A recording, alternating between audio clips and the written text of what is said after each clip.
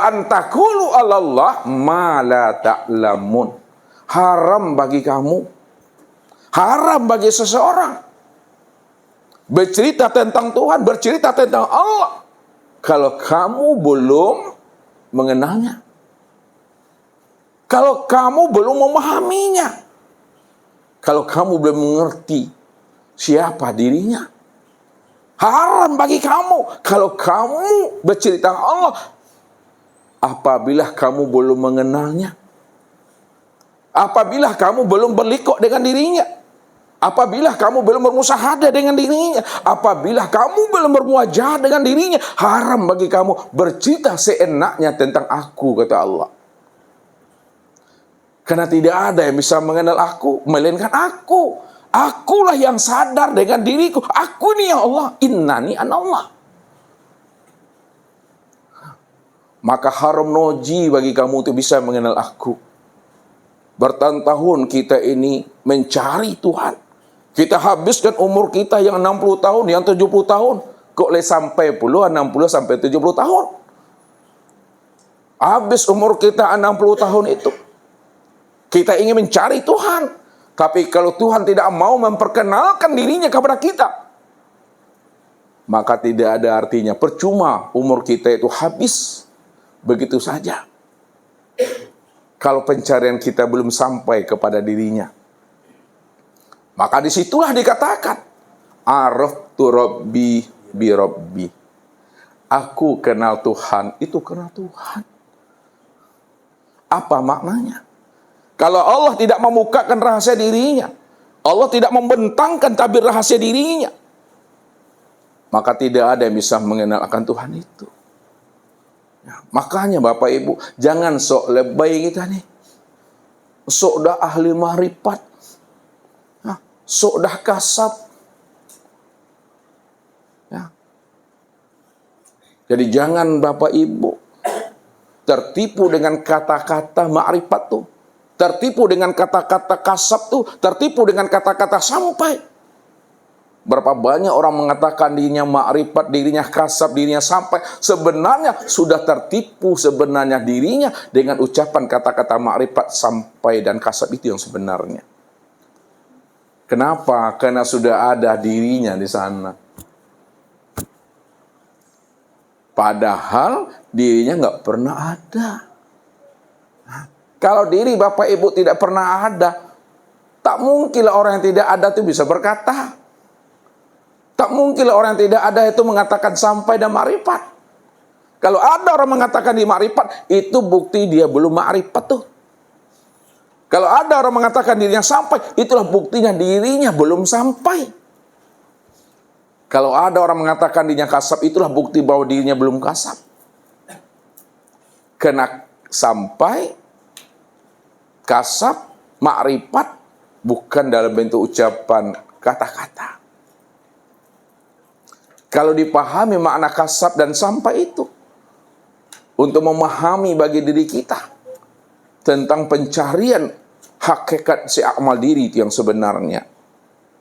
Nah, kalau kita sudah menemui hakikat si akmal diri, hanya dia satu-satunya, maka hilanglah kata-kata makrifat itu. Hilanglah kata-kata sampai itu, hilanglah kata-kata kasab itu. Tidak ada lagi kata-kata makrifat, sampai, dan kasab. Tidak ada yang bisa diucapkan Bapak Ibu. Inilah yang dikatakan la sautun wala harfun itu. Tidak ada kata, tidak ada suara untuk bisa mengungkapkannya itu. Makanya Allah itu yang membuat kita terheran-heran. Itu Allah tuh. Yang membuat kita bingung, itu Allah tuh. Ya. Yang membuat kita tercengang-cengang, itu yang Allah tuh. Ya. Karena dia tidak pernah bisa dibahas. Tidak bisa diceritakan. Tapi kenapa Ustadz bisa menceritakannya? Kenapa Ustadz bisa membahasnya? Allah yang bercerita dengan dirinya sendiri, lalu dia pula yang mendengarkan ceritanya. Allah yang bercerita tentang dirinya sendiri. Kenapa Allah ingin bercerita tentang dirinya sendiri?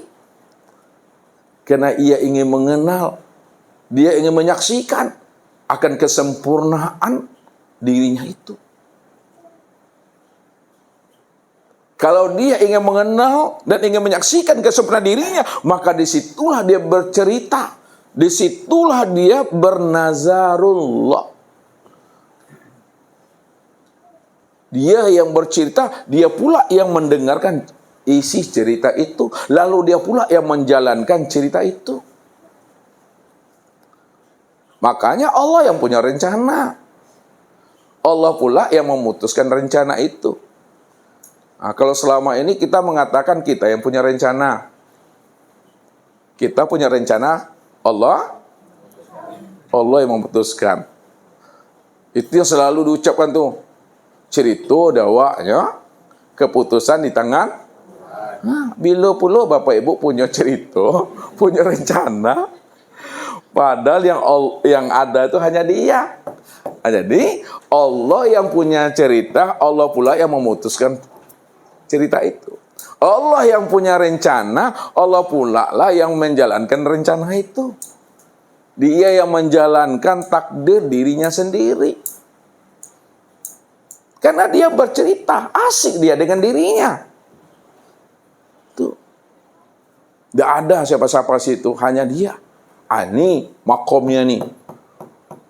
Nah, makom kekosongan, makom kehampaan, makom la sautun wala harpun. Tidak bisa dia sentuh Bapak Ibu. Ini yang aku itu. Ini yang aku tuh. Walaupun tidak ada kata-kata aku, tapi kata-kata aku itu memberikan pemahaman tentang dirinya sendiri karena dia bercerita. Disitulah letaknya dirinya itu beraku-aku dengan dirinya sendiri. Innani anallah itu. Tuh. Hanya dia yang ada. Karena dia bercerita dengan dirinya, dia beraku-aku dengan dirinya, karena dia ingin melihat kesempurnaan dirinya. Maka disitulah dia mengatakan dirinya, kuntu kanzan mahfiyan wa ahbabtu an u'rafa wa khalaqtul khalqah liya'rifani. Aku ini adalah perbendaharaan yang tersembunyi. Kenapa Allah mengatakan dirinya perbendaharaan yang tersembunyi? Karena segala yang zahir, segala yang wujud, segala sesuatu itu tiada lain berasal dari dirinya sendiri. Kalaulah segala sesuatu dan sekalian alam itu berasal daripada dirinya sendiri, maka disitulah dia mengatakan mahfiyan itu. Perbendaharaan yang tersembunyi itu. Itulah maknanya. Dia mengatakan inna lillahi. Semua yang wujud, semua yang ada, itu terbit daripada diriku. Semuanya itu asalnya dari diriku, kata Allah. Kalaulah semuanya itu terbit dan berasal daripada diriku, wa inna ilaihi raji'un. Pasti akan berpulang dan kembali kepada aku. Itu adalah ceritaku. Aku yang bercerita di situ. Tidak ada cerita kamu, kata Tuhan. Kalau tidak ada cerita kita, lalu siapa kita ini? Makanya pahami yang aku sejati ini. Pahami yang si akmal diri ini. Baru kita tahu siapa kamu yang sebenarnya yang dimaksudkan itu. Maka ketika itu dia melanjutkan pembicaraannya. Karena aku ingin dikenal, aku ingin dipuji. Wa khalaqtul khalqa liya'rifani. Maka aku jadikan sesuatu itu dari diriku sendiri. Aku ciptakan sesuatu itu berasal dari diriku sendiri. Sesuatu yang aku ciptakan, sesuatu yang aku jadikan, yang berasal dari diriku sendiri. Itulah yang disebut namanya dengan nur. Nah, ini nur.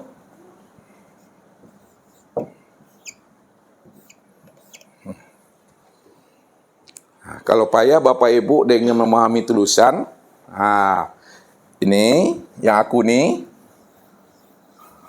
lihat.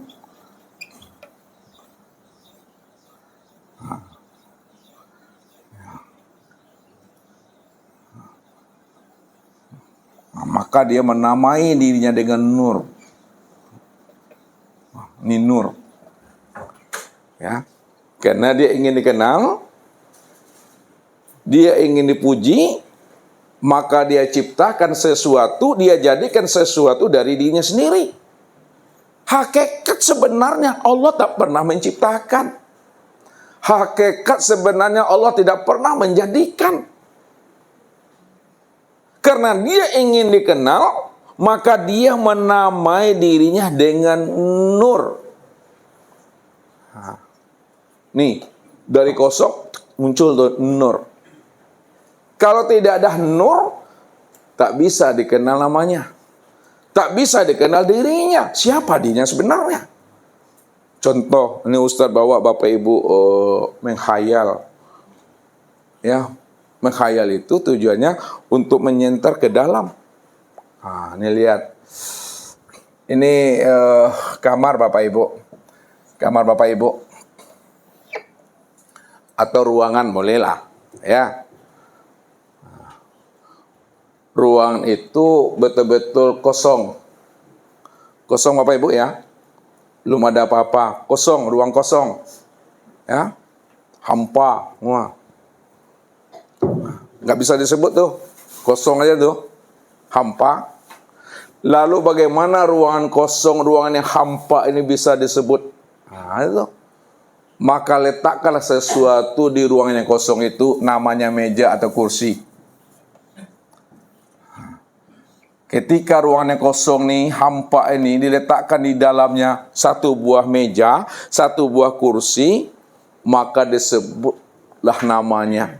Baru bernamalah yang kosong itu. Kalau diletakkan meja, diletakkan kursi di dalam ruang yang kosong, maka yang di bawah meja ini apa namanya tuh?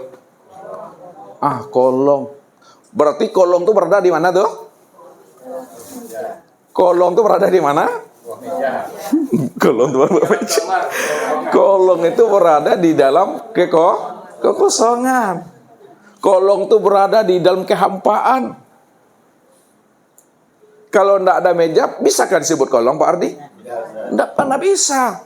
Lalu bagaimana yang kosong tadi, yang hampa itu bisa disebut namanya dengan kolong, maka letakkan meja. Meja inilah, ya, sehingga yang hampa, yang kosong itu bisa disebut namanya dengan kolong itu. Maknanya, makanya dinoi-noi itu Ustaz, diraso-rasoi itu, menraso Bapak Ibu. Kalau menakal paning aku, beko keluar minta-mintang loh. Mambiak tuh dengan rasu mambiaknya. Ya. Tengoklah ibu-ibu aja buat sambal, buat gulai dengan rasunya tuh, Mak. Ya. Nah, jadi rasu sambal tuh di mana letaknya, Bu? Asin, asam, manis itu di mana letak rasunya tuh? Di lidahku. Ada. Kalau rasa ruhani di mana letaknya? Di hatiku. Jadi memahami ini dengan rasa. Ya. Dicaliak, dipandang, tapi tukiakan ke dalam. Ada.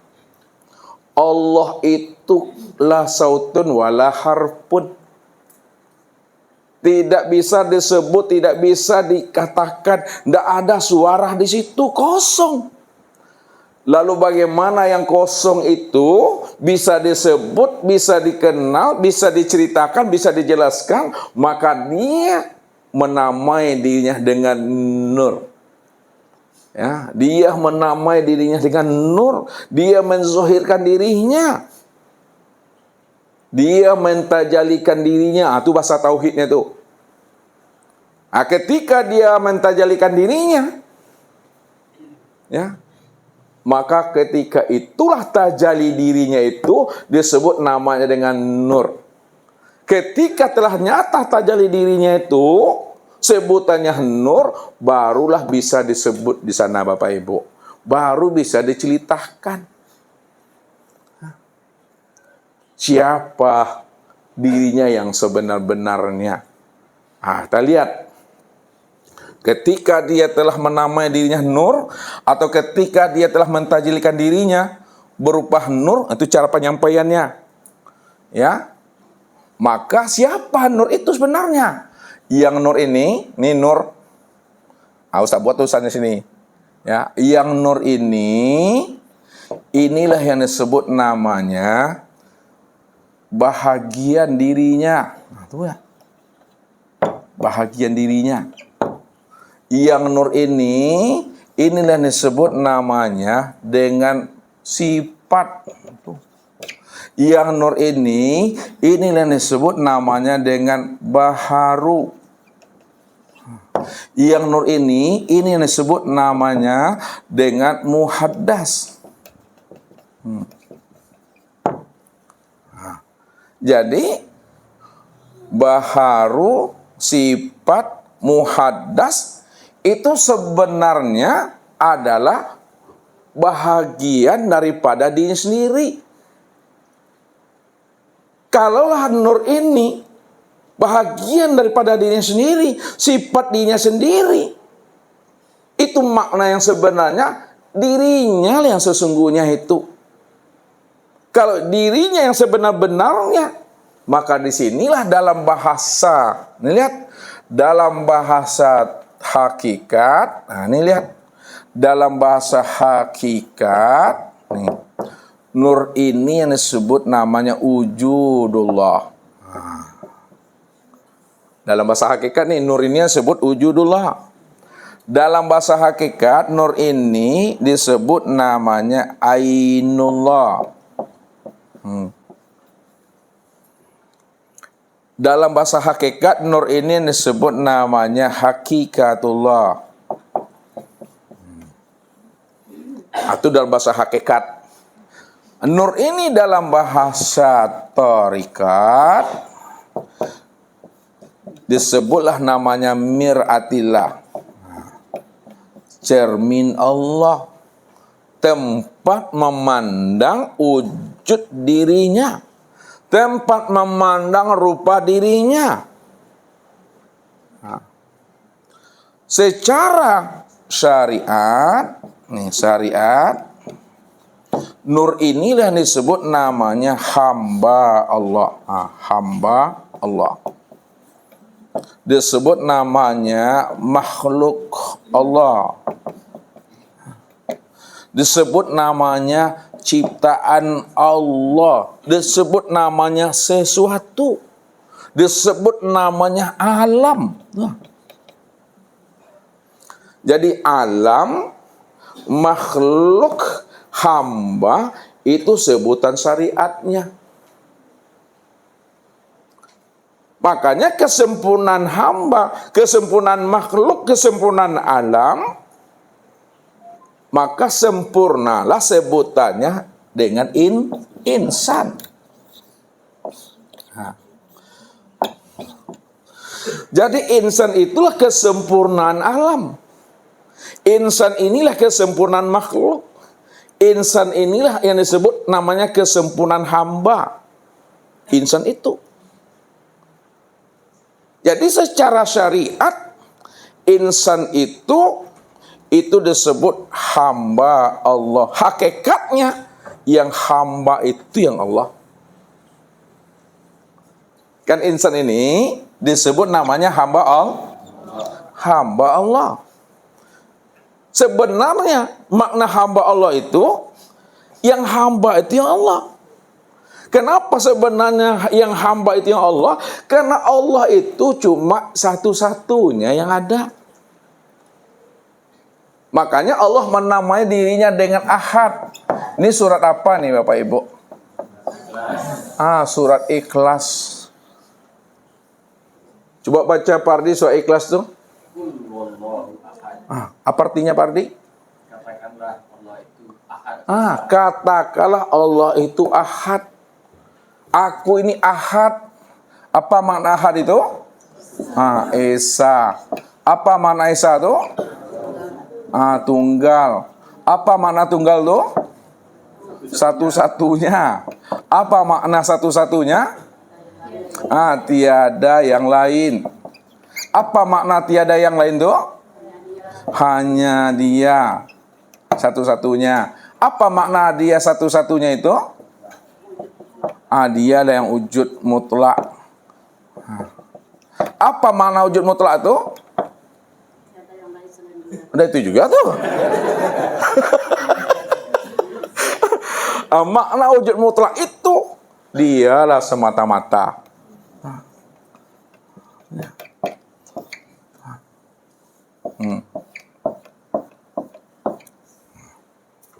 Jadi kalau dia cuma yang esa tunggal, tiada yang lain, hanya dia satu-satunya, wujud mutlak hanya dia semata-mata, maka secara bahasa syariat, insan ini disebut hamba Allah. Pernah Bapak Ibu mendengar film-film kerajaan ketika dipanggil dia oleh rajanya, hamba Tuhan? Apa maksudnya tuh hamba Tuhan itu? Ya saya, aku Tuhan. Hamba Allah. Apa maknanya itu? Aku Allah. Itu tanam di sini, jangan diingkari. Kalau diingkari, hati mulai julu-julu beko. Itu Allah bilang tuh. Ulaika alladzina kafaru bi ayati rabbihim wa liqa'ihi fahabitat a'maluhum fala nuqimu lahum yaumal qiyamatil wazna. Sesungguhnya orang-orang yang kafir, yang mengingkari, yang menolak akan wujud nyatanya Allah yang tunggal, ahad dan esa pada segala sesuatu dalam bentuk rupa yang berbeda, wujud yang lain, ditolaknya itu, tidak diterimanya bahwa Allah yang tunggal, wujud yang nyata pada sekalian alam itu. Padahal Allah sudah mengatakan, ala innahu bikulli syai'in muhit. Ala innahu bikulli syai'in muhit. Ketahuilah sesungguhnya aku meliputi segala sesuatu. Kenapa Allah meliputi segala sesuatu? Apakah ada sesuatu sendirinya? Tidak pernah ada. Kalau tidak ada sesuatu selain daripada dirinya, lalu siapa sesuatu itu? Sesuatu itu wujud aku itu. Akan tetapi kesempurnaan aku pada sesuatu, inna rabbaka ahatta bin nas. Baru mantap. Inna rabbaka ahatta bin nas. Sesungguhnya Rabbmu itu meliputi akan diri setiap insan. Allah itu, aku ini sudah meliputi diri setiap manusia. Maknanya bahwa setiap diri manusia itu, itulah wujud nyata aku itu. Karena wujud nyata aku itu disebut dalam bahasa syariat, maka disebutlah namanya insan sebagai hamba Allah. Padahal yang hamba Allah itu, aku yang Allah. Ya. Makanya kita Bapak Ibu, karena sering menyebut namanya insan, sering menyebut namanya hamba Allah, sehingga lupa kita sejati diri insan itu. Lupa kita sejati diri hamba Allah itu. Karena kita selalu tertipu dengan bungkus. Tertipu memandang kulit. Tertipu memandang baju. Padahal Allah bilang apa? Kulin zuru maza fis samawati wal ard. Perhatikan olehmu. Lihat olehmu. Baca olehmu. Siapa di balik langit dan siapa di balik bumi itu. Aku itu Tuhan. Mana langit, mana bumi. Langit dan bumi secara makna hakikatnya sempurna pada insan ini. Mana yang langit? Itu yang ruh pada insan. Mana yang bumi? Itu yang tubuh pada insan. Kalaulah langit itu pada di insan itu adalah ruh, sementara langit itu ada berapa tingkatnya, Ibu? Tuh, 7 petala langit. Itulah ruh. Kalaulah bumi itu nyata pada tubuh, bumi itu juga berapa tingkatannya tuh? 7 petala bumi. 7 petala langit dan 7 petala bumi betul-betul nyata pada insan. 7 petala langit itu nyatanya pada ruh, 7 petala bumi itu nyata pada tubuh. Mana yang 7 petala langit yang nyata pada ruh itu? Inilah yang disebut sama, basar, kalam, ilmu, kudrat, iradat, hayat. 7 petala bumi pada tubuh itu yang disebut bulu, kulit, daging, darah, urat, tulang, otak, sumsum. Itu dia tuh. Itu dia. Jadi Allah suruh kita berpikir. Kulin zuru mazapis samawati wal ar. Perhatikan olehmu. Simak, dengar, pahami, tilik, ikra olehmu. Siapa di balik ruh, siapa di balik tubuh itu? Siapa di balik samak, basar, kalam, ilmu, kudrat, iradat itu yang nyata pada bulu, kulit, daging, urat, tulang, otak, sumsum itu? Aku, kata Allah. Makanya Allah selalu bertanya kepada kita, awalam yatafakkaru fi anfusihim balil insanu ala nafsi basyira wa fi anfusikum afala tubsirun. Kenapa kamu tidak mempergunakan kecerdasan akal pikirmu untuk menilik dirimu? Siapa sebenarnya rahasia dirimu? Siapa yang melihat tuh? Siapa yang hidup itu? Siapa mendengar? Aku, kata Allah. Tidak ada siapa-siapa di situ. Makanya insan ini, Bapak Ibu, disebut oleh ahli tarekat namanya cermin Allah. Insan ini yang disebut cermin Allah dalam bahasa tarikatnya. Makanya Allah katakan apa? Siapa insan itu? Khalaqal insan ala suratir rahman. Ini lihat.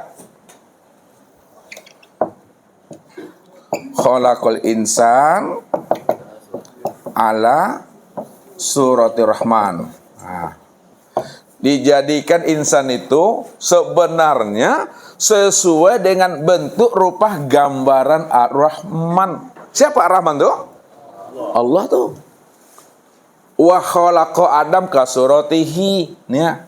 Wa khalaqa Adam ka suratihi. Dan dijadikan Adam itu sesuai dengan gambaran rupa dirinya sendiri. Makanya kalau kita udah paham, insan itu adalah cermin Allah, cermin Ar-Rahman, maka disitulah yang bercermin itu aku itu. Aku yang cermin dan akulah yang bercermin. Kalau aku yang cermin dan aku yang bercermin, maka dirikulah yang nampak di dalam cermin itu. Karena yang menjadi cermin adalah aku, maka akulah yang terlihat di dalam cermin itu. Disitulah dikatakan, siapa cermin? Siapa insan itu? Al-insanu nafsi wa ana nafsuhu.